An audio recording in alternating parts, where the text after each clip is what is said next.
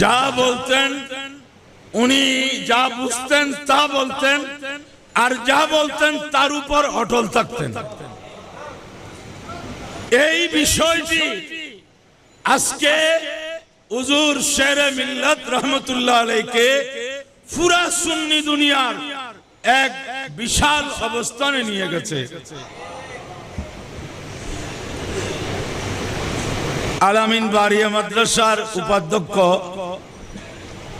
মাওলানা আব্দুল আজিজ আনোয়ারি সাহেব বলেছেন যে হুজুর অনেক আগে থেকেই বাতিল চিনতে পারতেন। এই কথাটা কিন্তু ইনি হক শনাসু ছিলেন, বাতিল শনাসু ছিলেন।